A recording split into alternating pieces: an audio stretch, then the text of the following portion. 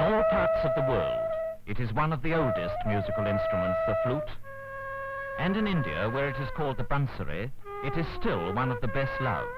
Perhaps because this is a devout country and the great Lord Krishna used to play it, or perhaps because this is an agricultural country and the sad notes, echoes and re-echoes of the flute are familiar in the fields everywhere as the sun goes down and the cattle is driven home. Being ancient, it is simple. Just a tube of bamboo with one end closed and about 3/4 of an inch from that end, a hole to blow through, and then 7, 8 or 9 other holes to stop with the fingertips. Just that. But it has a range equal to that of the human voice and a deep, beguiling tone. Beguiling, you can see anywhere, to cattle going home, and beguiling, so Hindu legend has it, to human beings also.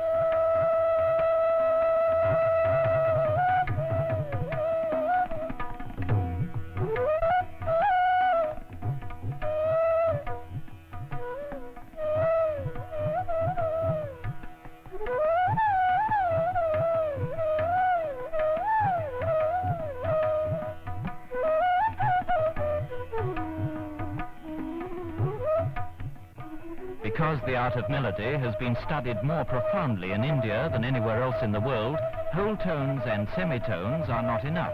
They give too few chances to the melodic artist.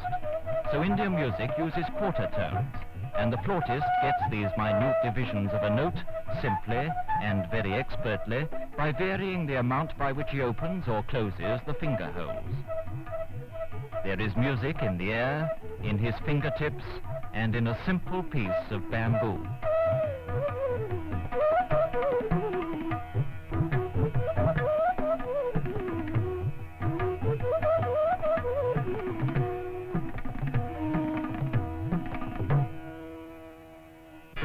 Brahma himself is said to have invented this, the so-called Pakwaad or meridanga, because the god Shiva wanted some accompaniment to his dance. The Sanskrit word meridanga means made of clay, but nowadays it's made of wood. It's tuned to the right pitch by hammering up and down little wooden cylinders.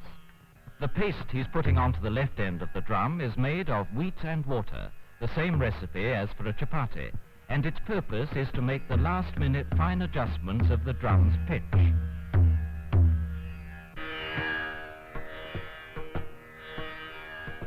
This is a tambura, an essential instrument in all classical music, according to whose main note the right head of the drum is tuned.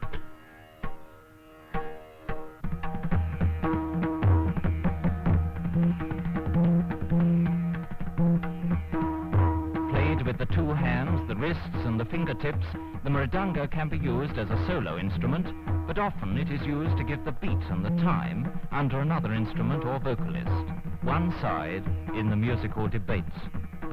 In a world which loves to beat its feet to rhythm, hot rhythm, swing rhythm, India has probably the greatest exponents. Listen.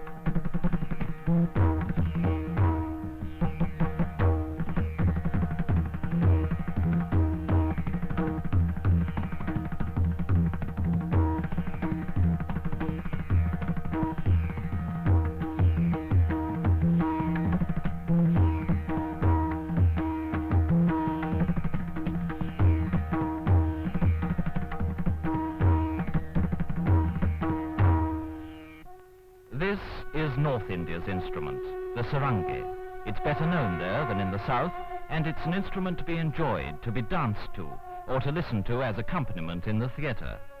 Known simply as the Indian fiddle, it's made out of a solid block of wood and of parchment. It looks like a fiddle, sounds like a viola, and is played like a cello. Like a European violin, viola or cello, it has 4 strings, although it can have 3 only.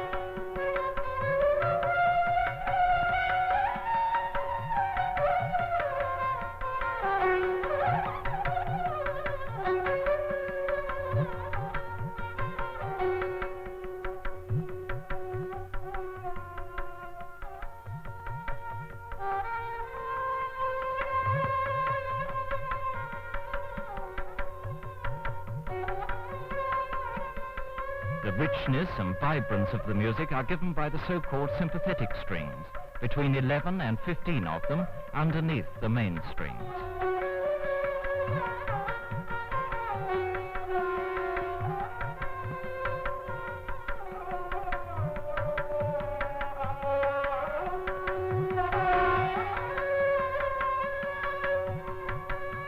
Like the flute, this is an instrument capable of giving the very essential quarter tones too. Incidentally, there's one important difference between this North Indian instrument and the violin, the viola or the cello, and that is that instead of stopping the strings with the tips of his fingers, the player, oddly, stops them with the fingernails of his left hand on the side. An all-round instrument, a favorite with musicians and audiences.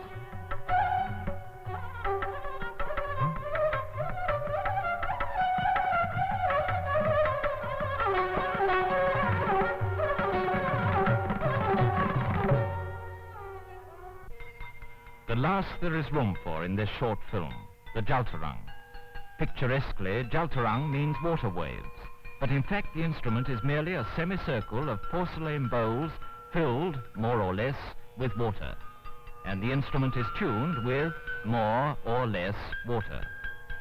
It's played with a pair of chopsticks, each bowl giving out a separate bell-like note, the lowest note on the left, where the bowls are big, getting higher as he goes to the right and the bowls get smaller.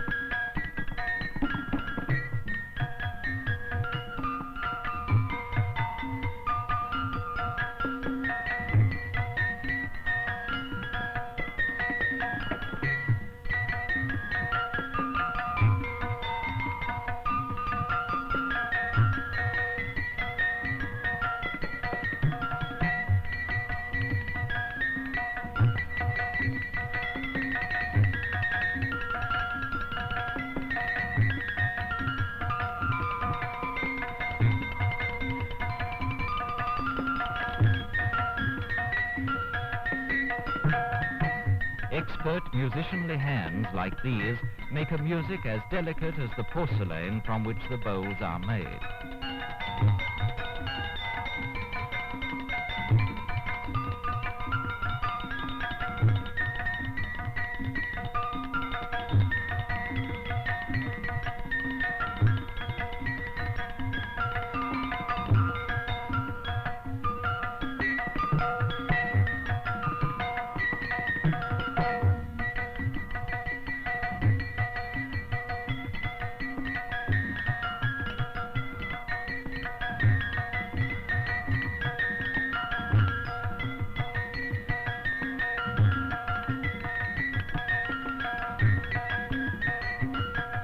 Watch how he keeps on hitting the basic note of the tune.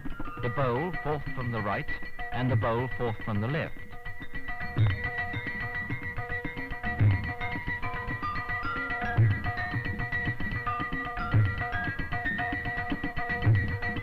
We started with the flute, just a stick of bamboo with holes in it. We end with the jaltarang, just a few bowls with water in them. India can make music anywhere, out of anything, out of the simplest materials.